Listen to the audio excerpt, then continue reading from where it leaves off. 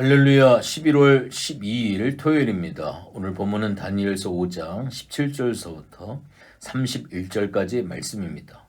벨사살은 하나님의 전에서 가져온 집기들을 술잔으로 사용을 해서 하나님을 모독하고 대적한 이야기를 어제 말씀을 드렸습니다. 그래서 하나님께서는 벽에 손가락으로 쓰인 글자와 다니엘을 등장을 시켜서 하나님의 심판이 시작됨을 알리십니다. 모든 사람들은 다니엘이 그 글자들을 빨리 해석해 주기를 바랬을 겁니다. 그러나 그는 해석에 앞서 자신의 가슴속의 메시지를 토해냅니다. 오늘 18절의 말씀을 보면 왕이여 지극히 높으신 하나님이 왕에 붙인 느부갓네살에게 나라와 큰 권세와 영광과 위엄을 주셨고 라고 이야기를 합니다. 다니엘은 위대한 느부갓네살 왕의 업적도 자신의 힘으로 된 것이 아니라 하나님의 선물이라고 하는 것을 강조합니다. 이는 하늘 높은 줄 모르고 세상 모든 사람들을 아래로 내려다보던 벨사살에게 지극히 높으신 하나님이 그의 위에 있다라고 하는 것을 가르쳐준 것입니다. 19절에 보면 그에게 큰 권세를 주셨으므로 백성들과 나라들과 언어가 다른 모든 사람들이 그의 앞에서 떨며 두려워하였으며 그는 임의로 죽이며 임의로 살리며 임의로 높이며 임의로 낮추었더니 느부갓네살 왕 또한 교만했습니다. 하나님께서 그에게 대단한 권세를 주셨지만 그것도 모르고 미처 자신이 신이라도 된 것처럼 무소불위의 권력을 함부로 휘둘렀습니다.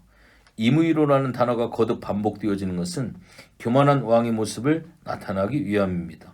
다니엘은 느부갓네살의 두 번째 꿈이 현실화되었다라고 하는 것을 이야기합니다. 20절, 21절에 보면 그가 마음이 높아지며 뜻이 완악하여 교만을 행함으로 그의 왕위가 폐함받으며 그의 영광을 빼앗기고 사람 중에서 쫓겨나서 그의 마음이 들짐승의 마음과 같았고 또 들나귀와 함께 살며 또 소처럼 풀을 먹으며 그의 몸이 하늘 이슬에 젖었으며 지극히 높으신 하나님이 사람 나라를 다스리시며 자기의 뜻대로 누구든지 그 자리에 세우시는 줄을 알기에 이르렀나이다. 느부갓네살은 세상적으로 위대한 왕이었지만 하나님은 그의 마음에 가득 찬 교만을 싫어하셨습니다. 그가 자기 모습을 닮은 거대한 신상을 세워놓고 사람들에게 절하지 않으면 풀무불에 던져 죽이겠다고 협박할 때 이미 하나님께서는 사드락과 메삭과 아벳노고를 통하여 그에게 경고하셨습니다. 그러나 그때 잠시뿐 세월이 흐르면서 그의 마음은 다시 교만으로 가득 찼습니다. 그래서 하나님께서는 경고가 아닌 강도 높은 징계의 채찍을 때리셨습니다. 느부갓네살에게 내린 심판은 권좌에서 쫓겨나 정신 이상자로 3년 반 동안 들판에서 짐승처럼 생활하는 것이었습니다. 그렇게 모든 것을 다 잃어버리고 무기력한 존재가 된 후에야 그는 사람의 나라를 다스리는 것이 사람이 아닌 하나님이심을 깨달았습니다. 하나님께서는 징계의 기간을 통해 느부갓네살의 교만한 마음을 산산히 깨뜨리셨습니다. 그리고 그가 완전히 회개했을 때 그의 권세를 회복시켜 주셨습니다. 하나님께서는 느부갓네살에게 내리신 징계와는 달리 벨사살에게는 바로 멸망의 선고를 하셨습니다. 그리고 결국 하나님을 모독한 초대형 술잔치가 열렸던 그 밤이 가기 전에 바벨론 제국 전체가 망하게 됩니다. 왜 벨사살에게는 회개할 시간도 주지 않고 이토록 즉시 멸망의 칼을 내리치셨을까요?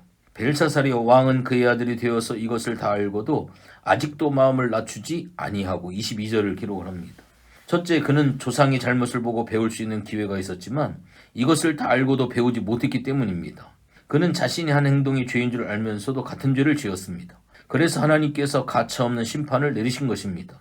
역사는 하나님의 메시지를 담고 있습니다. 다시 말해 우리의 과거 현실에서 일어나고 있는 일들 속에 하나님께서 주시는 경고가 많이 담겨 있습니다. 그러니 대충 넘겨서는 안 됩니다.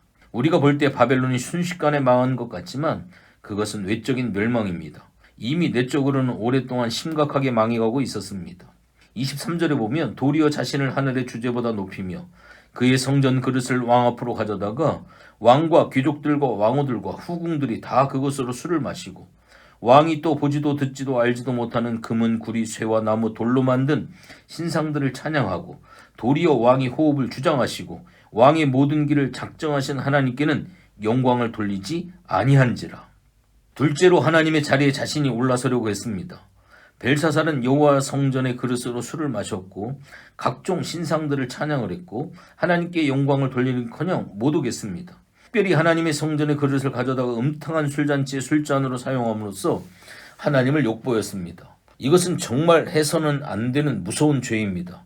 하나님의 자리에 올라서려는 교만의 극치입니다. 하나님을 반역하고 하나님의 것을 우습게 여길 뿐만 아니라 함부로 대하는 것은 모두 교만에서 비롯된 행위입니다. 결론적으로 다니엘은 벨사살이 죽은 우상들을 찬양하면서 살아계신 하나님께 영광을 돌리지 않는 것이 가장 무서운 죄라고 지적을 합니다. 인생이라고 하는 것은 삶의 중심에 나를 놓느냐 하나님을 놓느냐는 끊임없는 싸움입니다. 우리는 항상 우리 자신이 무대의 중앙에 서서 영광받기를 원합니다. 그러나 믿음의 삶은 그러한 못된 자기 중심주의를 버리고 하나님을 내 삶의 주인으로 인정을 하는 것입니다. 오늘 이 기록된 이 문자를 우리가 볼 때 25절에 보면 메네 데길 우바르신이라고 써 있습니다. 메네 데길 우바르신은 아랍어로 세워보고 달아보매 부족하여 조각을 내버린다라고 하는 뜻입니다. 하나님께서 바벨론의 죄악들을 일일이 다 살펴보신 결과 더 이상 그 죄의 무게로 볼 때 심판을 연기할 수 없을 때까지 이르게 되었기에 바벨론을 멸망을 시켜서 다른 나라에게 나눠준다라고 하는 그러한 뜻입니다. 메네는 하나님께서 우리의 날을 세워보시고 정하신다라고 하는 그러한 뜻입니다. 결국 벨사살의 교만으로 인해서 그와 그의 제국에게 주어진 시간이 단축이 되어졌습니다. 데겔은 하나님께서 우리 인생의 무게를 하나님의 저울에 달아보신다고 하는 뜻입니다. 우리의 인생은 하나님께서 원하시는 무게만큼 나가야 하는데 벨사살은 한참 부족했습니다. 의와 겸손의 무게는 부족한데 교만의 무게는 매우 무거웠습니다. 그래서 심판을 연기할 수가 없게 되었습니다. 베레스는 빼앗아 나누어 준다라고 하는 그런 뜻입니다. 바벨론의 시대가 가고 신은 강대국 메데 페르시아의 시대가 온다는 것입니다. 권력은 항상 이동하는 것이라 생각하지만 그게 아니라 하나님께서 이동시키는 것입니다.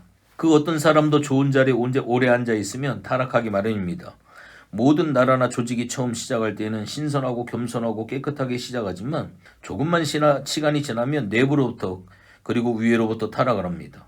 그래서 하나님께서는 세상의 권력을 계속 이동하게 하십니다. 이렇듯 세상의 모든 권력은 시한부 인생과도 같습니다.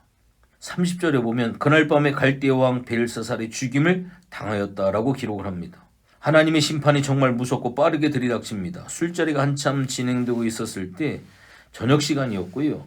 그런데 그날 밤에 벨사살이 죽임을 당했다라고 이야기를 합니다. 이는 다니엘이 예언할 때로부터 몇 시간 뒤에 죽었다는 뜻입니다. 벨사살의 죽음에 대해서는 왕궁으로 침입해 들어온 페르시아군에게 죽었다라고 하고 그 전에 이미 페르시아 편에 선 측근의 손에 암살당했다고도 합니다. 그러나 확실한 것은 벨사살이 그날 저녁에 술자리를 열고 나서 다시는 떠오르는 태양을 보지 못했다라고 하는 겁니다. 하나님의 심판은 서서히 오는 게 아니라 갑자기 벼락같이 임합니다. 홍수 때 불몰 터지듯이 정신을 못 차릴 정도로 급격하게 몰려듭니다. 겉보기에 바벨론은 크고 화려한 성이지만 그것은 귀신의 처소이고 각종 더러운 영이 모이는 곳이었습니다. 오늘날의 세상이 그렇습니다. 우리나라를 비롯해서 세계 각국의 대도시들이 겉으로 보기에는 크고 화려해 보이지만 실은 얼마나 영적으로 더러운지 모릅니다. 각종 더러운 영, 즉 음란과 폭력과 욕심과 미움과 허영의 영들이 가득 차 있습니다. 눈에 보이는 세상은 결코 하나님의 심판을 피해갈 수가 없습니다. 바벨론 제국이 하나님의 심판이 순식간에 임하면서 망하게 되어지죠. 이는 노아의 홍수 때도 그러했습니다. 그리고 이 세상의 마지막 최후의 심판 때도 그럴 것이라고 성경은 말합니다. 하나님께서는 두 사람이 함께 맷돌질을 할 때 한 사람은 데려가고 한 사람은 버려둔다라고 마태복음 24장 41절에 이야기를 합니다. 어느 날 어느 순간에 하나님의 심판이 임할지 모릅니다. 마지막 시대를 살고 있는 우리는 빛의 자녀로 깨어서 분명코 살아갈 수 있는 복된 성도의 삶이 되어야 될 줄로 믿습니다. 하나님 고맙고 감사를 드립니다. 시대를 분별할 수 있는 지혜를 하나님 꼭 허락하여 주시고 메네메네 데길 우바르신처럼 하나님의 저울에 우리의 신앙과 삶을 올려놓았을 때 하나님 그 무게가 가벼워지지 아니하도록 인내의 저울이 무거워지고 우리가 순종의 저울이 무거워지고 헌신의 저울이 무거워지고 주님을 향한 하나님의 우리의 시간의 저울이 무거워질 수 있는 하나님 그러한 복된 성도의 삶을 살아갈 수 있도록 은혜를 더하여 주시옵소서. 하나님의 심판이 있고 하나님의 종말이 있음을 늘 기억하고 마라나타의 신앙으로 순간순간 깨어 살아가는 신앙의 삶이 되어질 수 있도록 도와주시옵소서. 감사를 드리며 예수님의 이름으로 기도했습니다. 아멘.